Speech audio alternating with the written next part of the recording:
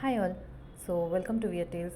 So today I have made this video regarding the preparation tips for beginners जो लोग अभी अपना preparation start करने वाले हैं फॉर 2025 RBI ग्रेड ए और ग्रेड बी. सो यहाँ पर मैंने 12 पॉइंट्स बनाए हैं जो मुझे लगता है कि आप लोगों को थोड़ा सा पता होना चाहिए बिफोर स्टार्टिंग.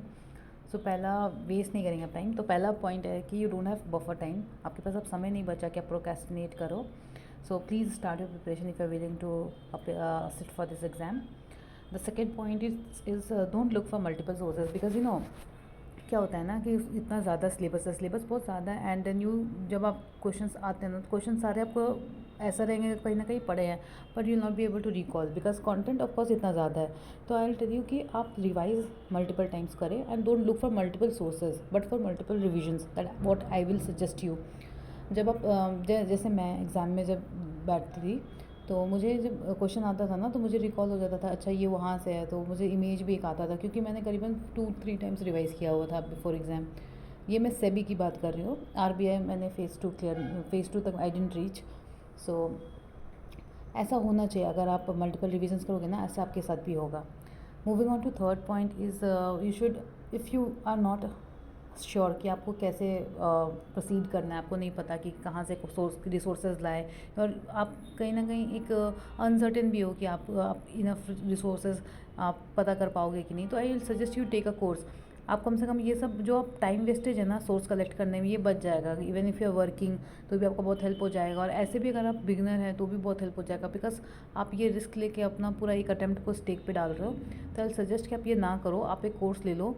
आप कोई भी कोर्स ले सकते हो. ज़रूरी नहीं है कि जो मार्केट में वही जो 2-3 है वही. अगर आपको कोई चीप में भी मिल रहा है, सस्ते में भी मिल रहा है, आप वो लो. क्योंकि आई गेस कि सब कुछ ऑलमोस्ट सब लोग कवर करते ही हैं और बाकी जो एफर्ट्स होता है ना वो आपको देना ही पड़ता है. नोटिफिकेशन देखो, उसमें सिलेबस होता है.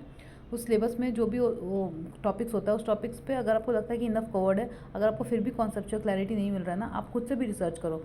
So that will help you.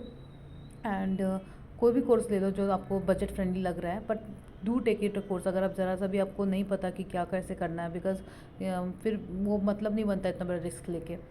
And fourth point उसी पे है कि you should take this expense as an investment. Okay, because you are investing it for your future. आपको फ्यूचर में अगर आरबीआई आप बन जाते हो ऑफिसर तो आप इतना इन्वेस्टमेंट तो कर ही सकते हो. आप हम जब स्कूल में पढ़ते हैं तो हम कितना फ़ीस देते हैं अपना स्कूल का क्योंकि हमें पता होता है कि हम उस क्लास को पास कर जाएंगे. पर इधर कहीं ना कहीं we hesitate to give because we are not sure about the result and competition इतना ज़्यादा है. पर ऐसा मत करो. Even if you not able to succeed this year ना तो वो नोट्स आपको अगले साल भी काम आएंगे. सो that's the fourth point for you. And the fifth is very important, that is you should focus more on understanding the concepts and not on the just mugging it up. because क्या होता है ना, आप by chance अगर phase 2 निकल भी जाते हो ना इंटरव्यू पे वो लोग बहुत ग्रिल करते हैं आपको कि आप कितना अच्छे से जानते हो. वो लोग पूरा आपसे आंसर निकलवाना चाहेंगे. उन लोग ज़रा से भी अगर लग गया ना कि you don't know and you're ऊपर से यूर सेइंग तो they will deeply they will ask you. Okay. So sixth point is if you are very sure that you have to want to appear for the exam, you should now create timetable for yourself and your own timetable. आप अपना routine, जैसे आप सुबह उठते हैं कितने बजे, आप रात में कितने बजे सोना प्रेफर करते हैं एंड वो सब अपने हिसाब से बनाएं और उसको फॉलो करें. बिकॉज अभी समय नहीं है कि आप उसको डिले करें. अगर आप डिले करेंगे तो आप कब कवर करेंगे. So do it for your self. And now I'd like to focus on seventh point, that is you should start, if you're starting now, you should start with a very positive mindset कि हो जाएगा. And don't think कि इतना ज़्यादा competition है, होगा कि नहीं होगा. वो तो होता ही है, देखो वैसे तो सोचते ही हैं बट अपने साइड से पॉजिटिव रखो. एंड पॉजिटिव माइंडसेट के साथ I think everything you can achieve. Everything is easy. अगर आप ज़्यादा क्योस कर देंगे, ज़्यादा पैनिक करोगे ना तो पैसे भी नहीं हो पाएगा. So 8 point is very important, is you should buy mock test series. आप एक या दो कोई भी मॉक ले सकते हो and it is very helpful. I think you should give 1 mock test every day. आपको एक फ्लो बनता है एंड एग्ज़ाम में 50 तरह के इश्यूज हो सकते हैं आपके साथ, कुछ भी हो सकता है. मे बी आपका जो सिस्टम है वो उतना अच्छे से वर्क नहीं कर रहा है, आप कंफर्टेबल नहीं लग रहा है आपको वैसा कुछ सीट्स में या कुछ में भी आपको लग सकता है. पर जब आप मॉक टेस्ट इतना ज़्यादा प्रैक्टिस कर चुके हैं ना तो आपको कहीं टाइम लैस भी होगा ना तो आप घबराओगे नहीं. So it's very important to be customised, to be like आप adjustable to the environment. So उसके लिए आप मॉक सीरीज़ दो एंड वो डेली रूटीन का पार्ट बना लो कि आपको डेली ही देना है, there is no looking back. And ninth point is कि इस एग्ज़ाम का बहुत ज़्यादा हाइप है, एज यू ऑल नो। तो ये इतना हाइप से क्या होता है ना, हम लोग कई बार डर जाते हैं। सो मेरे हिसाब से I think it's exam is very much manageable अगर आप अपना एफ़र्ट्स दो। और कोई भी एग्ज़ाम में एफ़र्ट्स देना पड़ता है, ऐसा नहीं है कि इसी एग्ज़ाम में बात है। हर एग्ज़ाम में आप लोग आज तक जितने भी क्लियर किए सब में एफ़र्ट्स लगाता है। तो बस अपना करते जाओ, देख लेना आपका हो जाएगा। आज नहीं कल नहीं पर होगा ज़रूर, बिकॉज़ आपने इतना एफ़र्ट्स दिया है, वो भी truly. So 10th point is I think you should strategise on your strength and weakness. Like अगर जैसे आपको कोई सब्जेक्ट आपको बहुत अच्छे से आता है, आपको पता है कि उसमें आपको अच्छे से स्कोर होगा, जैसे बहुत लोगों के लिए रीजनिंग होता है और बहुत लोगों के लिए क्वांट बहुत वीक सब्जेक्ट होता है उनका, तो उनको ऐसा करना चाहिए कि रीजनिंग में से ज़्यादा से ज़्यादा स्कोर करो।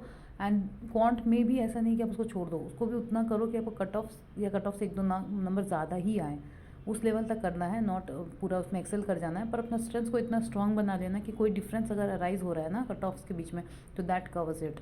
Okay, so I move on to the next points that's also very underrated. It's you should have good healthy food, like जो आपको जैसे फ्रूट्स वेजिटेबल्स ज़्यादातर, ताकि आपको माइंड शांत रहे। And you if you eat fried oily and pizza pasta this things, so आपको ज़्यादा हेवी लगेगा, नींद आएगा एंड यूल फील ड्राउजी, तो वीकनेस लगेगा। So try to avoid this food kind of food and prioritise fruits vegetables whole grains this types of foods. Okay, so moving on to next point is you should make short targets. आप daily का एक target बनाओ कि आपको quant में एक chapter करना है या फिर हाफ चैप्टर करना है, और जीके में आपको ये करना है, फिर आपको फेज़ 2 के लिए ये स्टडी करना है। आपको डिस्क्रिप्टिव में भी वीक में एक डिस्क्रिप्टिव टेस्ट दे के देखो कि कैसा आपका टाइपिंग स्पीड हो रहा है एंड कैसा आपको लग रहा है। वो टाइपिंग भी, उसका जो टाइपिंग कीबोर्ड होता है वो भी बहुत आउटडेटेड होता है, तो उस टाइप का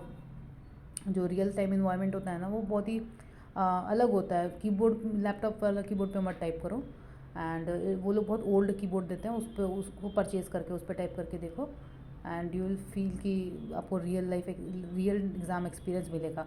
वो थोड़ा अलग होता है, वो थोड़ा टफ होता है, तो उस टाइप का रियल टाइम इन्वायरमेंट पे प्रैक्टिस करो और रेगुलर टारगेट्स कवर करो। मे बी 80% 90%, बट करो।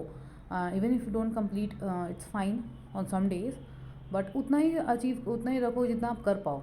एंड एक पॉइंट जो इसमें कवर नहीं हुआ है वो मैं आपको बताना चाहूँगी कि focus on RBI, focus on phase 2 equally along with phase 1। अगर आप फेज़ 1 पे फोकस करते हो सिर्फ और फेज़ 2 को छोड़ देते हो तो आपको टाइम नहीं मिलता है।